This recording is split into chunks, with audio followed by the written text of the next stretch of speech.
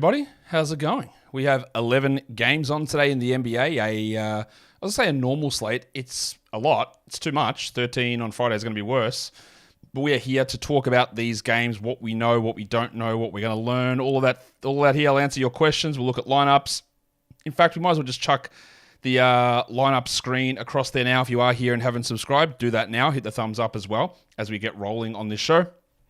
We do have some lineups confirmed already, which is great. The bloody Magic, Black, Suggs, Wagner, Banchero, and Badadze. And for the Cavs, it's Garland, Mitchell, Strus, Mobley, and Allen. So pretty standard lineups that those blokes have got going on. In terms of statuses we're waiting on, Jordan Poole is probable, so you can assume that he is going to play. Torrey Craig is questionable. It's game time decision. Alex Caruso is probable. Grant Williams is questionable. Aaron Gordon is probable. Jamal Murray is questionable. Andrew Wiggins is probable. Chris Paul is probable. DeAndre Ayton is doubtful. Anthony Simons remains questionable. Alex Caruso is in. Jordan Poole is in. There you go. We just got those ones dropping now. Caruso in. Poole in. Mark Williams out. What else has happened? Anthony Edwards is in. DeAnthony Melton is in. Caris LeVert is out. We know that. What else is? Keegan Murray did not practice. Not that he was playing today, but he didn't practice. Porzingis is questionable for Friday. Tari Eason is in, I believe. Yep. Kyrie Irving is in. Tim Hardaway is in. Devin Vassell, Zach Collins are in. All right, I think that's most of the things. So what else do we need to... So it's not much we need to look at here. Grant Williams, Jamal Murray are probably the two big ones. And Simons. Anthony Simons is officially questionable. I think he's going to play. Oubre's back for the Sixers, but he's not starting. It is Maxi Melton, Embiid, Harris, and Batum as the starters there. What else? Who else is in or out that we need to know about? Fulton, Wendell Carter are out. Bam is out. Hero is out. We knew that already. What else? Clarkson, Markin, and Olynyk are out. Chris Dunn is back. Jeremy Grant is out. Okay, I think that's where we sit with all of that. So, a lot of stuff to go through here, obviously. So let's wait for more information. But again, welcome to you guys who are just filing in now. Good to see you guys here. Hit the thumbs up, hit the subscription bell number, whatever, you know what I mean, the button. Bearded Hefner says, is Amen Thompson's G League performance being overblown? He's still stuck behind 40 minutes of Fred VanVleet. Well, that's a really good question because there's two ways to look at this. Is his performance being overblown? No. It's an unbelievable performance where what did he have? Like 16 rebounds, 11 assists. Let's double check this. I'll tell you the exact numbers that he had. He ended up with 29, 16, and 11, 3 steals, 2 blocks, shot 2 of 3 from 3, 12 of 26 from the field. Right. Is that overblown? No, that's a really, really good line. It's indicative of the stuff that he did through at Overtime Elite as well. And we've seen Asar's numbers translate across. No problem that he's going to come across. But the second part of your question, he's still stuck behind 40 minutes of Fred VanVleet. Yes. So if people are looking at this going, man, we've got to go and grab Amen Thompson. He's going to be awesome. No, you don't. I don't think you need to add him in 12-team leagues at all because I just don't think he's going to have... I think he's going to be good. I think he's going to be a very, very good player, and I've said this all the way through. I don't think he's got an opportunity to play enough minutes to matter this season, which is unfortunate. So is it being overblown in that it is going to be a 12-team valuable guy for this season? Then if people are saying that, then yes, that's being overblown. So, like... I don't know. But is the performance great and it's important? Yes. So I guess, yeah, it depends what you're viewing of it, I guess. All right. Hello, everyone. Welcome again. Nick Richards, a great stream today. If PJ Washington isn't available, you stream Washington first. But Big Dick Nick, get him off your bench if you've got him as well.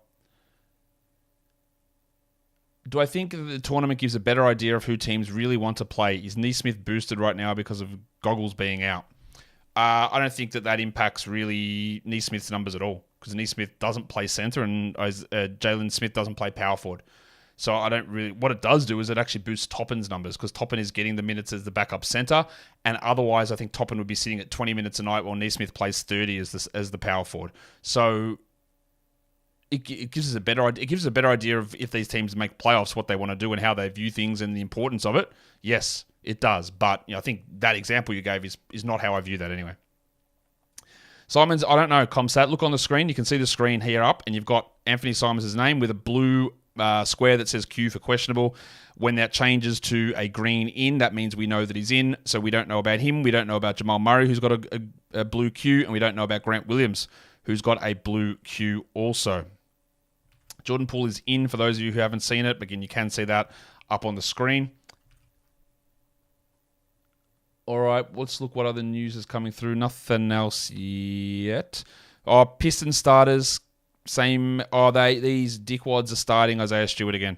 Cunningham, Hayes, they benched Ivy. Oh my fucking god. All right, Cunningham, Hayes, Bogdanovic, Stewart, and Duran. What is the obsession with Isaiah Stewart? I cannot with this team. I cannot. I'm just going to tweet this out. Oh my god, I don't get it. What are they doing? Why is Mark Williams not starting? He's injured. He's out. Do I think Chris Paul plays normal minutes? Relatively so, yes. When will Hendricks begin to start? If he starts at all, it won't be until March. Or if there's significant injuries ahead of it. Angela, hello. Good to see you here. Yuri's here as well. You guys are always here.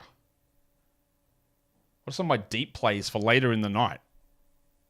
So we're talking the late games. We've got Portland, Golden State, or Jabari Walker, Tamani Kamara, Moses Moody in that one. And then Denver, the Clippers. Not much deep stuff going on there. It's Christian Brown probably for Denver, or Justin Holiday. The big one's going to be whether Reggie Jackson plays or not.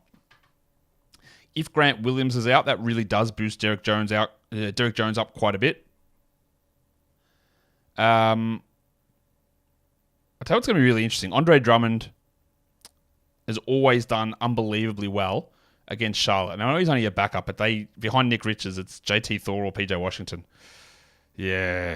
Whew. It's going to be really interesting.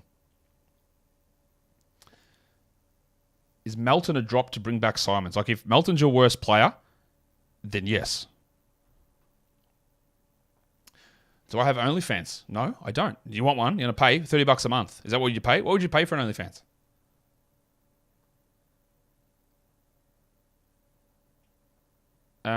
Does them benching Ivy hint that Hayes could be safe long term? I don't think we should consider anything safe apart from Duran starting and Cade starting. I don't think there's anything safe. Them benching Ivy hints Hayes is safe. If they brought him back in, then surely Stewart would be benched before Hayes. Who knows? Like, honestly, they've changed things up every game. Ivy started, bench the last 4 games. Hayes started, went back to 12 minutes, now he's back starting. You can't predict shit with this team. Do I see EuroLeague basketball? Not really. I catch up on that stuff at the end of the NBA season usually. Haven't played that game where I find the common player. Yeah, dribble game. Need to get that in as well. What's my early DPOY top 5? Karan, I need to think about that. I'm probably going to do a show on that at some point coming up. Suggs would have to be in some sort of discussion. I believe he leads the entire NBA, Jalen Suggs, in defensive EPM. But I'd have to have a look at that a little bit more.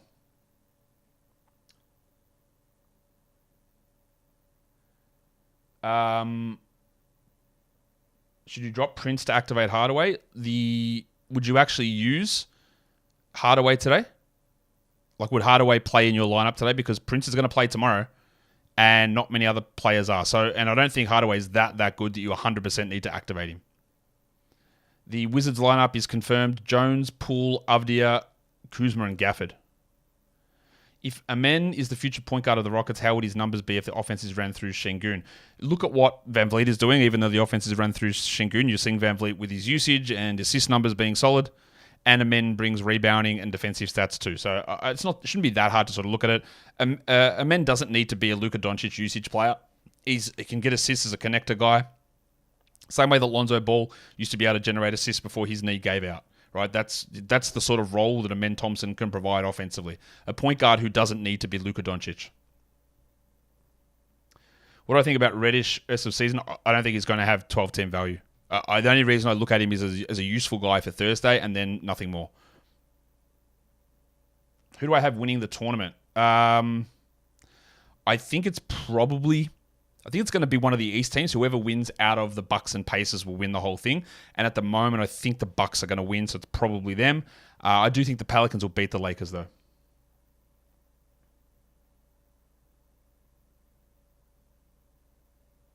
Removing the NBA Rookie of the Year voting system could enhance fans. Ricardo, I think you said this thing 2 days ago. I have no idea what you're talking about. Can you please explain what you're talking about? Do I do anything to keep my voice reliable? Not really. Like, I have a drink quite a bit of water and then quite a bit of beer. But no, I don't do anything special on it. How do you handle rostering Tyus Jones? 10-team, 1 IR. It's in a 10-team. I think that the value you get from streaming through his roster spot is probably more worthwhile than waiting for things to turn around. Would you start Kobe White over Clay? I would, yes. AD revenge game. Yep, because we know revenge games work so well. They're awesome. It's also a Jackson Hayes revenge game and a Christian Wood revenge game. The Lakers are going to win by 50. All those guys with revenge games. That's amazing for them. That's really good. They've got a massive chance now. Please expound on the Lakers or the Pelicans. I think the Pelicans are going to win. It's a 1.5 point spread only. The Pelicans have a lot of different offensive options. The Lakers rely on LeBron and AD, and there's a lot of other nonsense going on with that team. I just think the Pelicans are deeper. They got better players. As simple as that.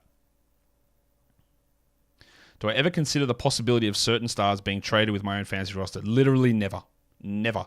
It is too I've been doing this too long and seeing the NBA for too long to know how unpredictable it is to try and make... It's hard enough for me to try and project minutes for a season versus a day, a week, a month, right?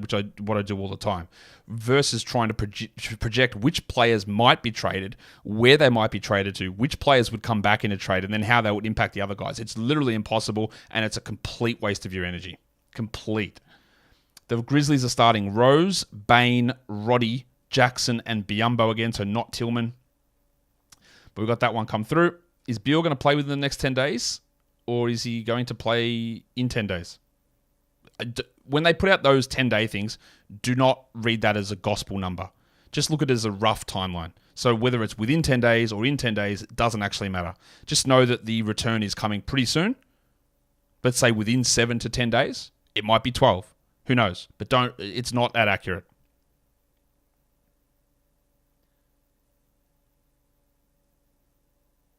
How bad is the NBA officiating? Fix the Lakers to advance. I don't think that, well, fixing bullshit, absolutely 100% not true. And there are plenty of ways you can look at, that play from yesterday, which, again, looked bad in real time. But when you see the slowdown of it, when LeBron starts to signal on the call, the ball is sort of wedged in amongst Reeves' legs. It's not rolling out by itself. So, yes, theoretically, it probably is a mistake, but they're not cheating. Do I think James Wiseman's career is over? No, because he's currently still under contract.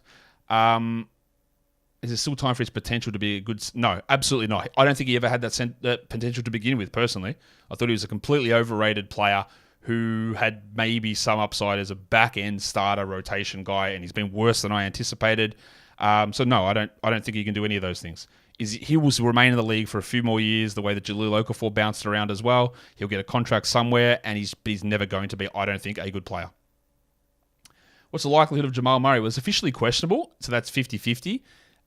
I think he's probably close to 65-35, honestly. I can't say your name because it's a lot of consonants. What's my best take on where LaVine will be traded to? Honest, I put no energy into this. No idea, don't care. Right? Because, again, when I've got so much stuff to do with projections and shows and whatever I need to do, and the same with you with your fantasy team, like thinking about that, it's impossible to figure out and it doesn't benefit you at all. That's why I'm not a big fake trade guy, because it never works. You never get it right, really. That's a stay tuned for my fake trade show coming up soon. It's not. I don't think I've ever done one. Jamal Murray is questionable. You can see that on the screen. Lucas got a blue Q next to his name. He's currently questionable.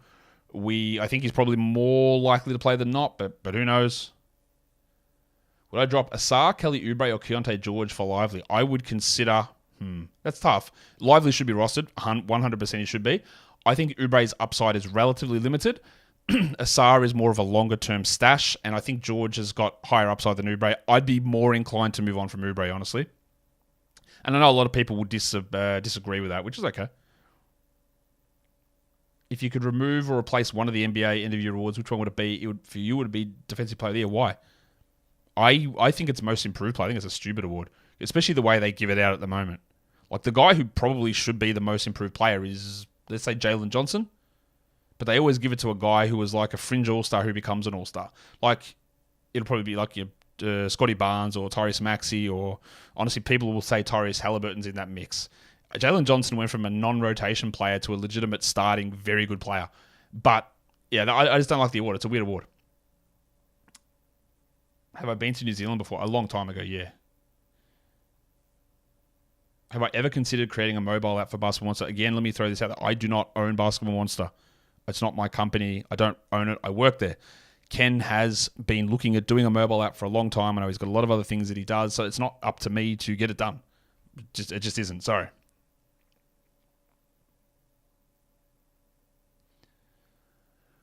Do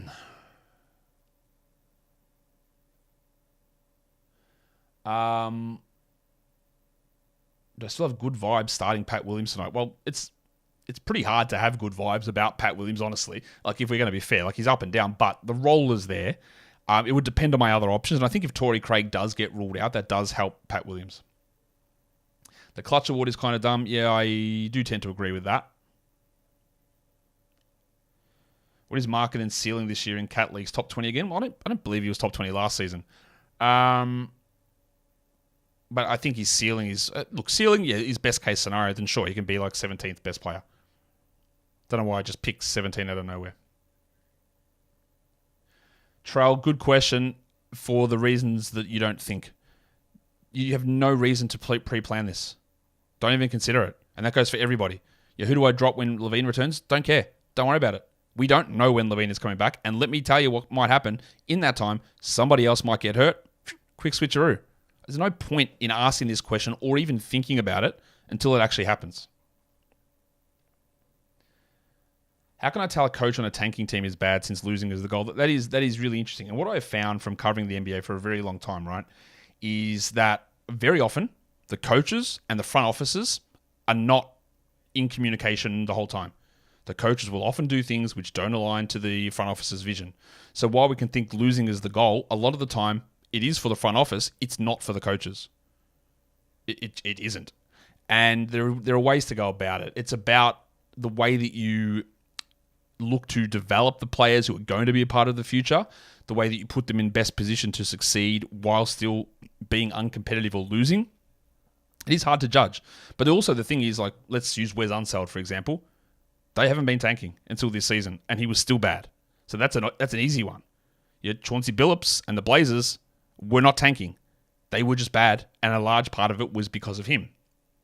So it is hard to know, but Grant Williams is out, by the way. A lot of coaches are not on the same page as their front office. Is Melbourne coffee really the best? Okay, I have a coffee every single morning. I make it myself. I have my own beans and we grind them up. I'm not like those wanky TikToks with a little water and stuff, but I do have my own coffee machine at home and make my own coffee, right? I used to use my Nespresso, which is sitting here, but I upgraded to a beans one. But I will almost never order a coffee when I go out. Almost never. I don't. A lot of the time, I don't really like the coffees when I go out. But in saying that, the coffees in Melbourne compared to the coffees that I've had overseas, in America in particular, way better. In France, obviously, when I was over there a couple of years ago, the coffees that they had were pretty good. They were close to. They were on par with Melbourne's, I would say. The French coffees were very good. American coffees, I had one once at this place in New York, and they're like, oh yeah, it's actually run by an Australian. I'm like, maybe this would be all right. It was terrible. It was so bad. But yeah, that's my opinion. But most of the time, I just have coffees at home. I've spoken about this a million times, Andre, and I'll talk about it again. I can't play them for copyright reasons.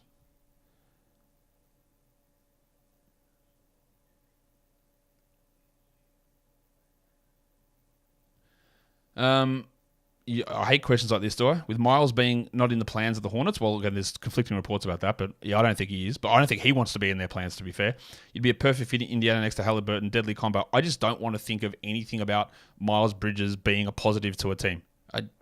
Especially, again, with 2 current arrests and court dates still sitting on him. I wouldn't be pursuing him at all. Just too much bullshit. Who is worse for fantasy, Chauncey or Poops? For the Spurs, I don't think Chauncey's a bad coach for fantasy at all. The worst coach for fantasy at the moment is Wes Unseld. Taylor Jenkins has always been bad at that. He's played extended rotations. He limits his guys' minutes. He changes the rotation game by game. He's one of the worst for fantasy. Chauncey Billups is fine for fantasy. Popovich is actually okay as well. He's a little bit. He's not that good. Honestly, the Vassell stuff is frustrating. But Taylor Jenkins is probably one of the worst. Silas was the worst coach. Yeah, he was horrible because I don't even know if he was trying to lose. And the way that they were deprioritizing players and putting them in terrible positions was embarrassing. It was so bad. When am I the most stressed? I don't know. That's a good question. I guess, obviously when there's a lot of work on, I'm stressed. I don't know. Probably the lead up to the season when I'm trying to pump out mock drafts, team previews, 3-4 pods recording a day. That's pretty stressful. How long until Scoot starts again? I'm going to give it a week and a half. Do I have my coffee black? Yeah, I do. No sugar, no milk, just straight black coffee. Do I think Utah is tanking? No. I just think they're not good. Nothing that I've really seen from them in particular would suggest that they're going out of their way to deliberately lose games. I just think they're bad. Like, if you wanted to lose games, you would keep playing Taylor Horton Tucker 30 minutes a night. But they didn't do that.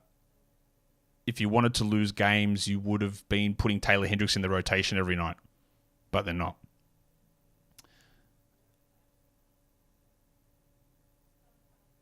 Is Avdia must roster in 12 team?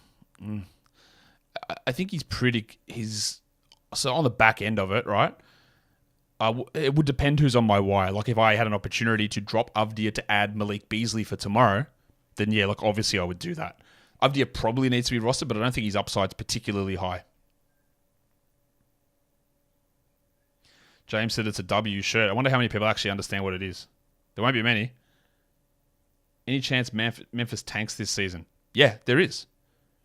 But again, most of this egregious tanking that people think happens in like the last 2 weeks of the season, which you should be done with fantasy by. Monty is a horrible coach. Yeah, it is feeling like that, honestly. From a real life perspective, he's not very good. N23, Mark Dagnall's a great coach, but bad for fantasy. To a degree, right? To a degree. There was a lot of frustration. Last season, he used to change that rotation. Aaron Wiggins would play 30 minutes and 0 minutes. But for your top guys, they're relatively stable, right? Shea gets his minutes and touches the same every game. Giddy, we're seeing the same role, even though it's reduced. It's the same role every game. Dort is the same role. Jalen Williams is the same role. That doesn't change. It's the deeper league and the back-end rotation guys that become more frustrating. Yeah, Matty, I saw this about Harley Reid, but what happened? He went down with some leg issue, but what actually was the end result? I probably won't see a response, but yeah. What's good with Obi? Did you just hear him? Someone rang the doorbell, so he ran down. Leaky Beasley plays tomorrow, but do I drop to stream today and pick up 2 guys for tomorrow? I don't know. Leaky Beasley is an interesting option because he's flying at the moment and he is like a must-roster rest of season guy. How important is it for you to get one extra game in versus a guy that has been producing really strong 12-team value anyway and plays tomorrow? Because if you drop him, you probably don't get him back. You get a worse player tomorrow. Do you actually need that extra one game in for this week? And in most cases, I'd just say probably not. You said that you have 16 plus hour working days. What are the cornerstones of work days like this? So I get up at around like 5:30 at the moment and sit in bed and sort of browse the phone. What news have I missed since I've been asleep? Try and cover that, like figure out what's actually going on in the day. Go and have a shower, grab my coffee, come into the office at around like 6:30. and then start preparing the two shows that we do in the morning, or I do in the morning early on. One of them is the daily look ahead, and then we do the other one, which varies depending on the day. Then we have the pregame show, which goes through until I'm going to use my times here till like 11 a.m. usually.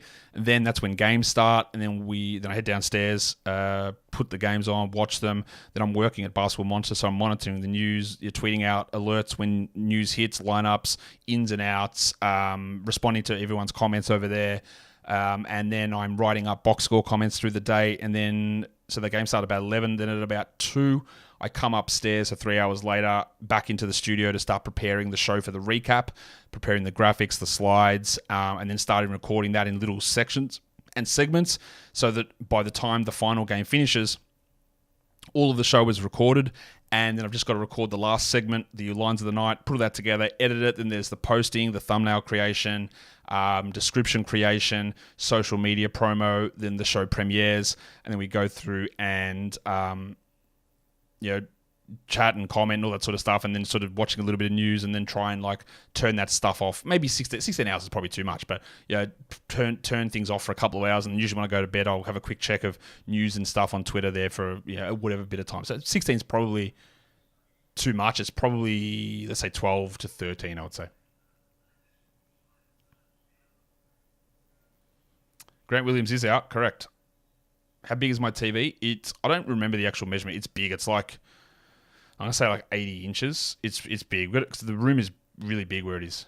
So I needed it, because we had this small one. It was bloody, it just looks stupid how small the TV is. So I got a big one. Do you drop Murphy or Beasley to activate Murray and Simons? This must be an extraordinarily shallow league. And I would say that for Jamal Murray and Simons, you probably would. Trey Murphy, though, you must have someone worse than Trey Murphy. Must. Your league ends March 31st instead of the 24th. We still shouldn't see too much nonsense skipping the final weeks. You will see a bit. There's a reason that I suggest March 24th, and that's because over years that I've noticed you might get maybe one guy with a fake injury in that time, and once you head past that date, you will start to see the bullshit start to occur.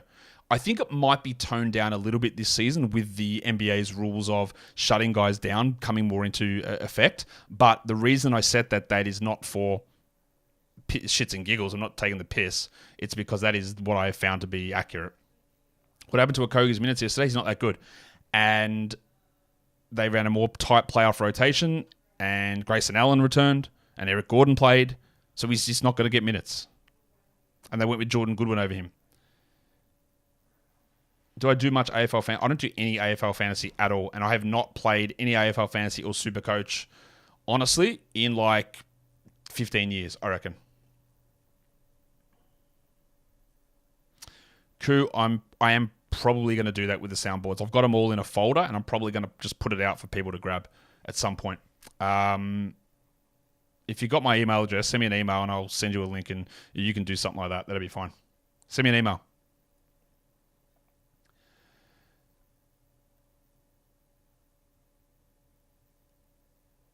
If fantasy was in the 90s, we've got a couple of minutes left, and I had the first pick draft, you pick Jordan or someone else.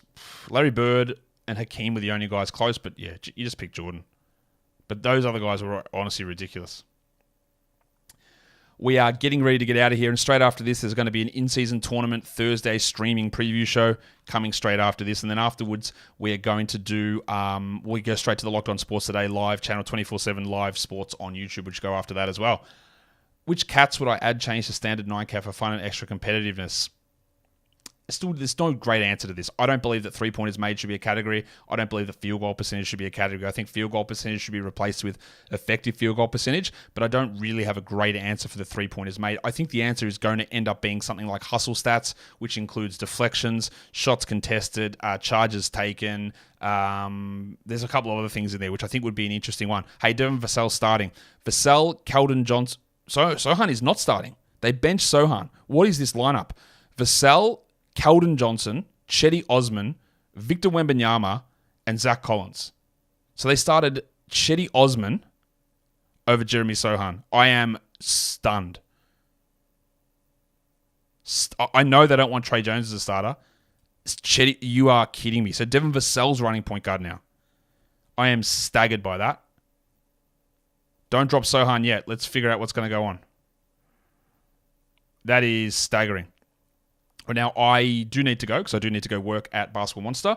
So thank you everyone for being a part of the show. Hit thumbs up and subscribe on the way out. That is a staggering lineup change. I did not see that coming at all. Jeff Green just got ruled out. That is insane. Sohan was just starting to play well. So instead of putting in another point guard, I have no idea what's going on there. That is actually insane. Wow. Just Pop finally woke up. Sohan was fine. Like, he wasn't playing that bad and he was improving. But they do need a win, but Jesus Christ. Having Vassell not starting was obviously insane. Yeah, I don't know what to make of this. It won't be Point Calden, it'll be Point Sohan. He's the guy who it'll be Point Vassell. He's the guy who ran just a bunch of like all their pick and rolls last season, and he's going to do that. Far out. All right, I'll see you guys later. Bye.